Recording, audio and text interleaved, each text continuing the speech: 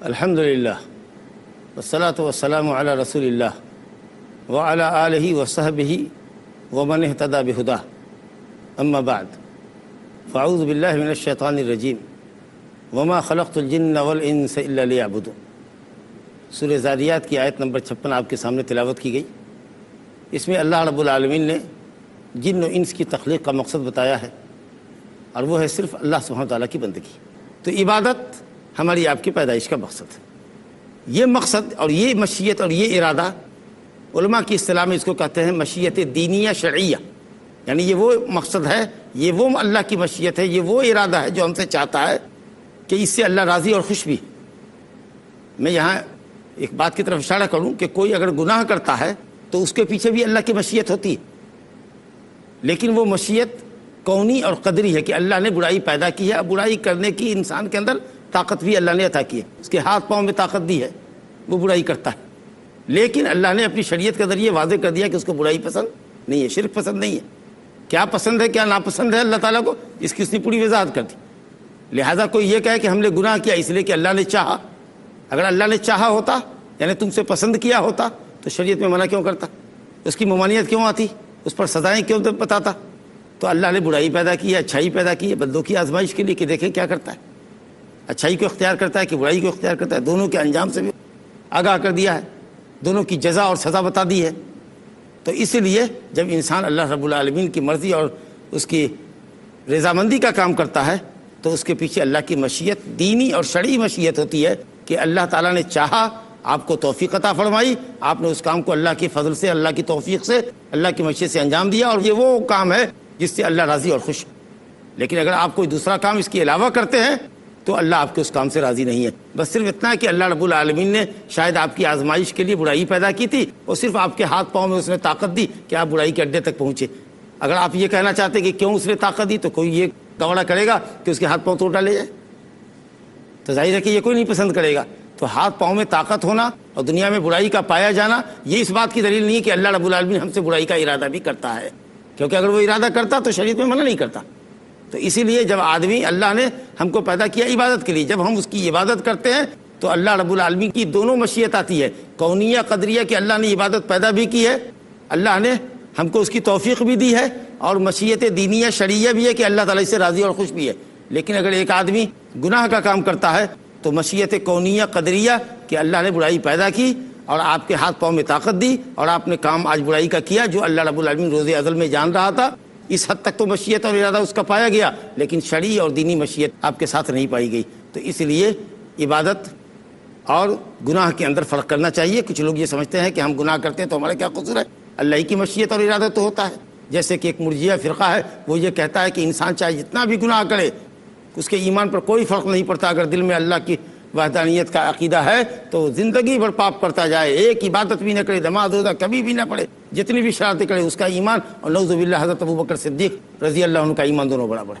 یہ دین کے ساتھ کھلواڑ ہے۔ تو یہ جو مشیت ہے اللہ تعالیٰ کی اور جو پیدائش کا مقصد ہے یہ اللہ تعالیٰ کی دینی اور شرعی مشیت ہے، اور قرآن اور حدیث کی شریعت نے واضح کر دیا کہ اللہ کو کیا ہم سے مطلوب ہے، کیا پسند ہے اور کیا اس کو پسند نہیں ہے۔ اسی لیے شرک اور کفر کے کاموں کو اللہ کی طرف منسوب کرنا اور خود پلو جھاڑ دینا کہ ہمارا کیا قصور ہے، اللہ نے ہم سے ارادہ کیا، یہ بالکل غلط اور باطل نظریہ ہے۔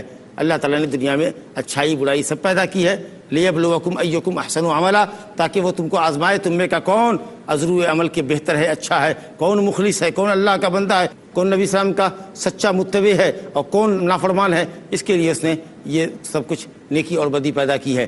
لہٰذا ہم اپنی پیدائش کے مقصد کو سامنے رکھیں اور صرف اللہ وحدہ لا شریک لہ کی بندگی کریں تاکہ ہم سے ہماری پیدائش کا مقصد پورا ہو۔ اسی عنوان پر یہ کتاب التوحید تصنیف کی گئی ہے، اور یہ آیت بتاتی ہے کہ اس کتاب کا عنوان سبجیکٹ کیا ہے، اللہ سبحانہ وتعالیٰ کی خالص بندگی کا عقیدہ دنیا والوں کے سامنے قرآن اور سنت کے دلائل کی روشنی میں پیش کرنا۔ دوسری جو آیت صاحب کتاب رحمۃ اللہ علیہ نے کتاب التوحید کے عنوان کے نیچے قائم کی ہے، اس میں انبیاء کرام کی بعثت کی غرض و غایت بتائی گئی ہے۔ رب العالمین سورہ نحل آیت نمبر 36 میں فرماتا ہے وَلَقَدْ بَعَثْنَا فِي كُلِّ أُمَّةٍ رَسُولًا أَنِ اعْبُدُوا اللَّهَ وَاجْتَنِبُوا الطَّاغُوتَ۔ اللہ تعالیٰ فرماتا ہے کہ ہم نے ہر امت میں، لوگوں کے ہر جتھے میں، ہر قوم میں، ہر صدی میں ہم نے کوئی نہ کوئی رسول بھیجا۔ کوئی بھی امت کسی نبی اور رسول سے خالی نہیں رہی، تاکہ کل کو کوئی امت یہ نہ کہے کہ زندگی کے ایک دور میں، ایک پیریڈ میں ہمارے پاس کوئی نبی نہیں آیا جو اللہ تعالیٰ کی توحید سے ہم کو آگاہ کرتا اور شرک کے بھیانک اور برے انجام سے آگاہ کرتا۔ اللہ فرماتا ہے ہم نے ہر امت میں رسول بھیجا، گویا کوئی امت رسول اور نبی سے خالی نہیں رہی۔ کیا مقصد تھا انبیاء کرام کے بھیجے جانے کا؟ مقصد کیا تھا؟ رب العالمین نے فرمایا ان اعبدوا اللہ واجتنبوا الطاغوت، یہی تعلیم دے کر بھیجی تھی، ان اعبدوا اللہ، کہ صرف اللہ کی بندگی کرو۔ انبیاء کے ذریعے دنیا والوں کو، ہر قوم اور ہر امت کو یہ بتایا اللہ نے کہ صرف اللہ کی بندگی کرو۔ واجتنبوا الطاغوت، اور طاغوت سے بھاگو، دور بھاگو، طاغوت سے اجتناب کرو۔ اب صرف اللہ کی بندگی کرو اور طاغوت سے بھاگو، اس کا مطلب واضح ہو گیا کہ طاغوت ہر وہ شخص جس کی اللہ کے مقابلے میں بندگی کی جائے اور وہ اپنی بندگی سے راضی اور خوش ہو۔ اللہ کے علاوہ جس کی بھی بندگی کی جائے وہ طاغوت ہے۔ اگر کسی پتھر کی پرستش کی جائے، کسی درخت کی پرستش کی جائے، آسمان اور زمین میں سے کسی چیز کی پرستش کی جائے، اللہ کے علاوہ نبی ولی کسی کی بھی پرستش کی جائے، اور ظاہر ہے کہ انبیاء اور اولیاء اپنی پرستش سے کبھی راضی نہیں، کیونکہ وہ سب بھی اللہ کی توحید کی دعوت دینے والے تھے۔ تو جو کوئی اللہ سبحانہ و تعالیٰ کے مقابلے میں اپنی بندگی کی دعوت دے اور بندگی سے راضی اور خوش بھی ہو تو وہ طاغوت ہے۔ اس لیے اگر کوئی کسی نبی کو پوج رہا ہے، کسی ولی کو پوج رہا ہے، حالانکہ وہ ولی زندگی بھر اللہ سبحانہ و تعالیٰ کی توحید کا داعی رہا اور شرک سے لڑتا رہا، لیکن عجب دنیا نے ستم ظریفی کی کہ خود اسی کی پرستش کرنے لگے، جبکہ اس نے شرک سے منع کیا اور زندگی بھر اللہ کی توحید کی دعوت دی، وہ طاغوت نہیں کہلائے گا اور اللہ کے یہاں نہیں پکڑا جائے گا۔ بہت سے لوگ حضرت عیسیٰ علیہ السلام کی پرستش کر رہے ہیں، مریم علیہ السلام کی پرستش کر رہی ہے، ان کے سامنے سجدہ ریز ہے، لیکن یہ سب اللہ تعالیٰ کے موحد بندے تھے۔ حضرت مریم صدیقہ تھی، نبیہ نہیں تھی، اور حضرت عیسیٰ علیہ السلام اللہ کے برگزیدہ نبی تھے اور توحید کے داعی اور علمبردار تھے، اور اسی کے تمام رسولوں کو اللہ نے بھیجا۔ تو بہرحال اللہ کے مقابلے میں جس کسی کی پرستش کی جائے اور وہ اپنی پرستش سے راضی اور خوش ہو تو وہ طاغوت ہے۔ اس میں انبیاء اور وہ اولیاء صالحین جو توحید کے داعی تھے، اگر ان کی پرستش آج ہو رہی ہے تو وہ اس کے اندر داخل نہیں ہے۔ اس میں سب سے بڑا اس شرک کے پیچھے شیطان طاغوت اکبر ہے، جو لوگوں کو ولی کی ولایت اور نبی کی نبوت اور بزرگوں کی بزرگی کا جھانسا دے کر کے اور اس کے فتنے میں مبتلا کر کے شرک کرا رہا ہے اور اللہ تعالیٰ کے صحیح دین سے، صحیح توحید سے ہٹا رہا ہے۔ سب سے بڑا طاغوت شیطان۔ اسی طریقہ سے پتھر، حجر، شجر جس کی پرستش ہو رہی ہے وہ طاغوت ہے۔ اسی طریقہ سے کاہن، نجومی لوگ جی، جو آسمان کے ستاروں کی گردش کو دیکھ کر کے اٹکل پچو بات بتاتے ہیں، زمین میں یہ حادثہ رونما ہوگا، یہ حادثہ رونما ہوگا، اسٹرولوجسٹ وغیرہ، یا اسی طریقہ سے کاہن اور نجومی لوگ جو دعویٰ کرتے ہیں کہ صاحب وہ غیب جانتے ہیں، حالانکہ غیب اللہ کے سوا کوئی بھی نہیں جانتا۔ تو ان کے پاس شیاطین آتے ہیں جو آسمان سے کچھ خبریں چرا کر لاتے ہیں، ایک سچ میں 100 جھوٹ ملا کر کے کاہن اور نجومیوں کے پاس پیش کرتے ہیں۔ تو یہ کاہن ہو، ساحر ہو، اسی طریقہ سے شیطان ہو، اسی طریقہ سے ہر قوم کا چودھری جو یہ کہے کہ صاحب قرآن اور سنت کو کیوں فالو کرتے ہو، ہماری بات مانو، ہم سے اپنے فیصلے لو۔ انسان کو اللہ نے عابد بنایا، عبادت گزار، وہ کہے نہیں میں معبود ہوں۔ اللہ نے انسان کو اپنی شریعت کا تابع دار بنایا ہے، وہ کہے نہیں میں متبوع ہوں، میں مطاع ہوں، لوگ مجھ کو فالو کریں، لوگ میرے پیچھے آئیں، لوگ میری پیروی کریں۔ تو کتاب و سنت کے مقابلے میں اپنی پیروی کی اگر کوئی دعوت دیتا ہے اور بندہ جس کو اللہ نے عبد پیدا کیا تھا، بندہ وہ معبود بن جائے، تو شیخ الاسلام کے عظیم شاگرد، بڑے شاگرد علامہ ابن القیم طاغوت کی تعریف کرتے ہیں، کل ما تجاوز به العبد حدہ من معبود او متبوع او مطاع، بندہ اگر معبود بن جائے، تابع سے متبوع بن جائے، مطیع اور فرما بردار بننے کے بجائے مطاع بن جائے کہ لوگ اس کی فرما برداری کریں، تو وہ طاغوت ہوتا ہے۔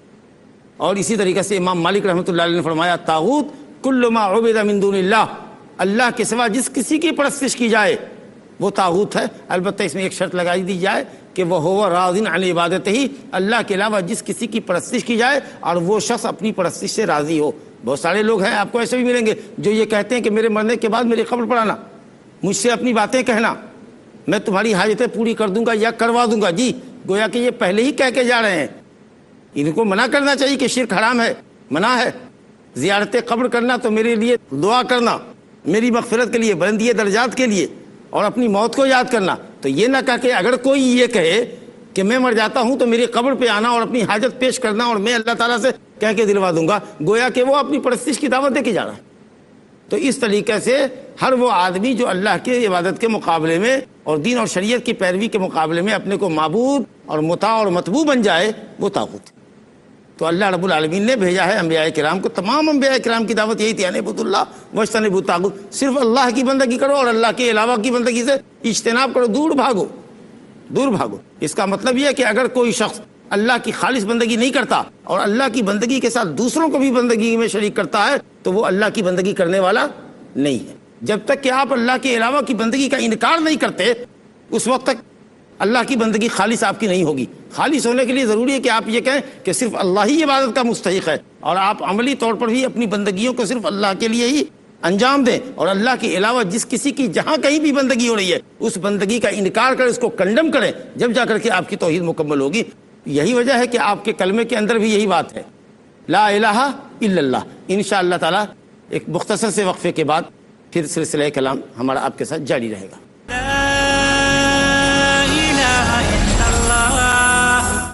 السلام علیکم ورحمۃ اللہ وبرکاتہ. ناظرین و حاضرین, وقفے کے بعد آپ کا استقبال ہے. سورہ نحل کی آیت نمبر 36 ہمارے درس کا عنوان تھی کہ اللہ سبحانہ و تعالیٰ نے تمام انبیاء اور رسول علیہم الصلاۃ والسلام کو اپنی خالص بندگی کی دعوت دینے اور ما سوا اللہ, اللہ کے سوا ہر کسی کی بندگی سے منع کرنے, باز رکھنے کے لیے مبعوث فرمایا تھا. میں نے عرض کیا کہ توحید اس وقت تک مکمل نہیں ہوگی جب تک کہ آدمی اللہ سبحانہ و تعالیٰ کی خالص بندگی کا عقیدہ رکھنے کے ساتھ ساتھ اللہ کے علاوہ جس کسی کی پرستش ہو رہی ہے اس کا انکار نہ کرے. جب تک انکار نہیں کر دیتا, اس کو حرام نہیں سمجھتا, اس وقت تک وہ موحد نہیں کہلا سکتا. چنانچہ کلمہ میں جب ہم پڑھتے ہیں لا الہ الا اللہ تو دیکھتے ہیں کہ یہ کلمہ 2 سینٹنس سے مرکب ہے. لا الہ ایک سینٹنس اور الا اللہ ایک دوسرا سینٹنس, 2 جملہ ہے. لا الہ کوئی معبود نہیں, یعنی کوئی معبود حق نہیں, معبودان تو بہت ہیں, تو لا الہ حق, کوئی معبود حق نہیں ہے. اس طریقہ سے آپ نے کائنات میں تمام باطل معبودوں کا انکار کر دیا. اس کے بعد کا الا اللہ, مگر معبود برحق ایک ہے, وہ ہے اللہ. تو پہلے انکار تمام معبودان کا, اور اس کے بعد اس بات اور اقرار صرف ایک معبود کا جو اللہ ہے, جس کے لیے پاکیزہ نام اور جس کے لیے پاکیزہ صفت ہے. یہی مضمون یہاں ہے, ان اعبدوا اللہ واجتنبوا الطاغوت, اللہ کی بندگی کرو, یہ الا اللہ کا معنی دے رہا ہے. واجتنبوا الطاغوت, طاغوت سے اجتناب کرو, اللہ کے علاوہ جس کسی کی پرستش ہو رہی ہے اس سے بھاگو, یہ لا الہ کے معنی کو انڈیکیٹ کر رہا ہے. اسی طریقے سے سورہ بقرہ آیت نمبر 256 میں اللہ تعالیٰ فرماتا ہے فَمَن يَكْفُرْ بِالطَّاغُوتِ وَيُؤْمِن بِاللَّهِ فَقَدِ اسْتَمْسَكَ بِالْعُرْوَةِ الْوُثْقَىٰ لَا انفِصَامَ لَهَا. جو طاغوت کا انکار کرتا ہے اور اللہ واحد پر ایمان رکھتا ہے تو وہی مومن ہے. اس کو سمجھو کہ اس نے مضبوط بندھن, مضبوط کڑا پکڑ لیا, نے لا الہ الا اللہ پکڑ لیا, عروہ الوثقیٰ لا الہ الا اللہ. لا الہ الا اللہ کا تقاضا یہ ہے کہ اللہ کے علاوہ کی عبادت کا انکار کرے اور صرف اللہ پر ایمان رکھے. اگر پوچھا جائے اللہ کے علاوہ کی پرستش ہو رہی ہے, کیا یہ پرستش صحیح ہے؟ ہم نہیں کہہ سکتے کہ صحیح ہے کہ غلط ہے. آپ مومن ہو ہی نہیں سکتے. آپ مومن اور موحد اس وقت تک نہیں ہو سکتے تھے جب تک کہ یہ ایمان اور یقین نہ ہو کہ اللہ کے علاوہ جس کسی کی پرستش ہو رہی ہے یہ باطل ہے, غلط ہے, یہ شرک ہو رہا ہے, یہ کفر ہے. اسلام اور توحید یہ ہے کہ صرف اللہ کی بندگی کی جائے اور اللہ کے ساتھ ساتھ تمام کی بندگیوں کی نفی کی جائے. گویا اس بات اور نفی, انکار اور اقرار, جب تک دونوں بہت ساتھ نہیں ہوں گے اس وقت تک آپ مومن اور موحد نہیں ہو سکتے. کچھ لوگ صرف لا الہ لا الہ لا الہ پڑھتے, معبود نہیں معبود نہیں. اس کے بعد کچھ لوگوں کو دیکھیں کہ صرف الا اللہ کی ضرب لگاتے, الا اللہ کرتے. اسی طریقے سے کچھ لوگ صرف اللہ اللہ اللہ کرتے. کچھ اور آگے بڑھتے ہیں تو ہوا اس کو ہو وہ. یہ توحید نہیں. توحید کا کلمہ ہے لا الہ الا اللہ, پورا جملہ مل کر کے اللہ کی توحید, جس کے اندر تمام معبودان باطلہ کا انکار کیا گیا ہے اور صرف ایک معبود برحق اللہ سبحانہ وتعالیٰ کا اقرار کیا جا رہا ہے. لا الہ, کوئی معبود نہیں ہے حق, کوئی معبود دنیا میں, کائنات میں, زمین آسمان میں کوئی معبود, کوئی بھی لائق بندگی ہستی نہیں. اور جس کی بھی پرستش ہو رہی ہے حکم اس کا ہے کہ باطل, الا اللہ, سوائے اللہ کے, وہی معبود برحق. یہ تمام انبیاء کرام کی دعوت تھی, بنیادی دعوت. اس دعوت میں حضرت آدم علیہ السلام سے لے کر حضرت محمد صلی اللہ علیہ وسلم تک کے تمام انبیاء اور رسول میں کہیں کوئی اختلاف نہیں تھا.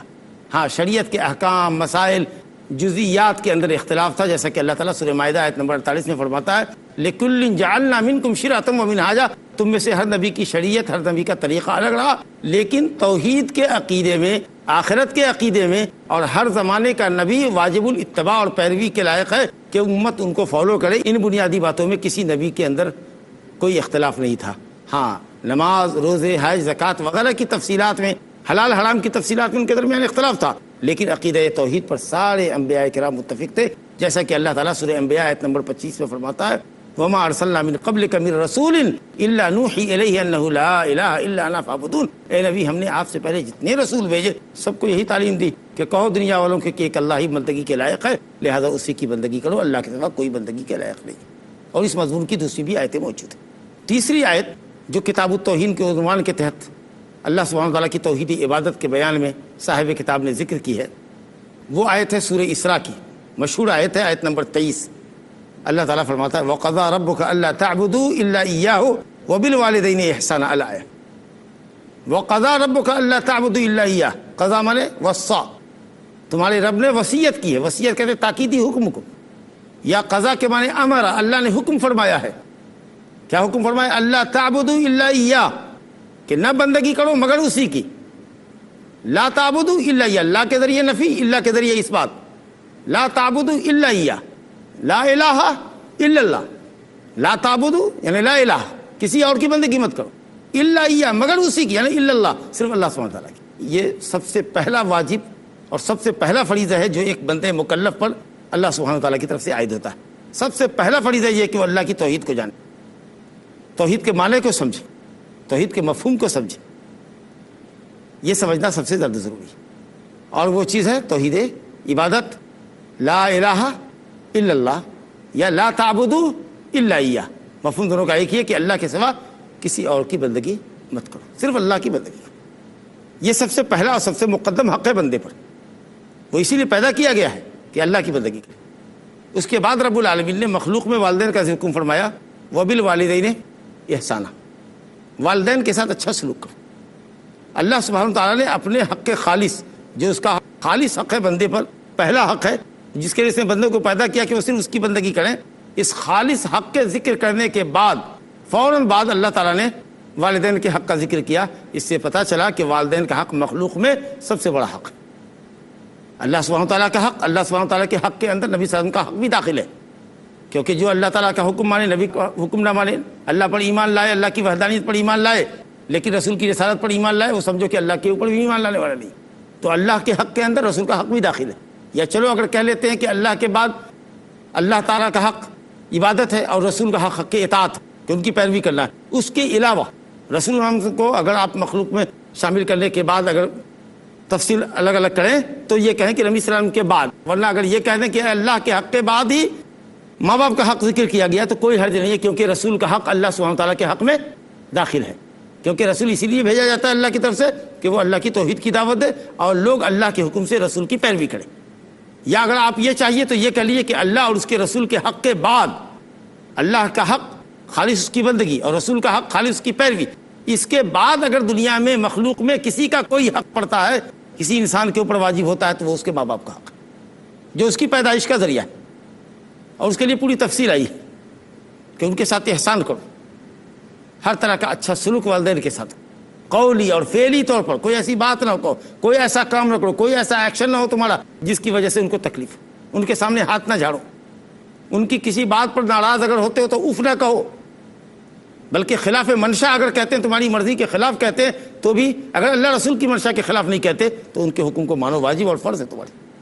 ان سے تکلیفوں کو دور کرو، ان کی خدمت کرو، ان کے لیے زندگی میں مرنے کے بعد دعائے رحمت و مغفرت کرو، اور اسی طریقے سے ان کے رشتہ داروں کی دادیال نالیال کے رشتہ داروں سے اچھا سلوک اور سمبند بنا کر رکھو، اچھا تعلق بنا کر رکھو، اور والدین کے دوستوں کی تکریم کرو کہ ہمارے ماں باپ کے دوست ہیں، ہماری ماں کی سہیلن ہے، چچی ہیں، آنٹی ہیں، یہ ہمارے والد کے دوست ہیں، ان کا مناسب احترام کرو کیونکہ یہ تمہارے والد کے دوست ہیں۔ اگر کسی سے کوئی وعدہ ہے تمہارے والدین کا تو اس وعدوں کو ان کے وفات کے بعد بھی پورا کرو، اور زندگی میں مرنے کے بعد بھی دعا کرو رب ارحمہما کما ربیانی صغیرا۔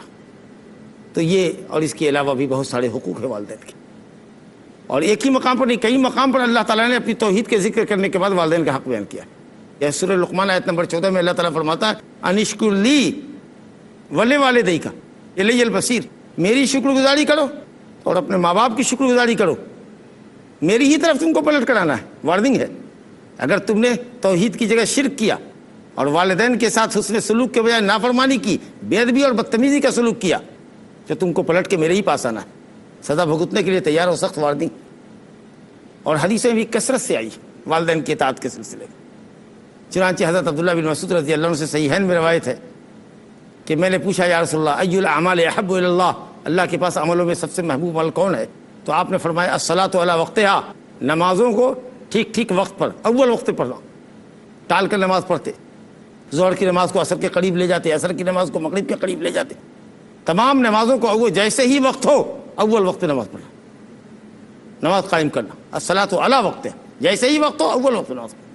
کہا اس کے بعد کیا؟ تو آپ نے فرمایا بر الوالدین، والدین کے ساتھ اچھا سلوک کرنا، جہاد فی سبیل اللہ۔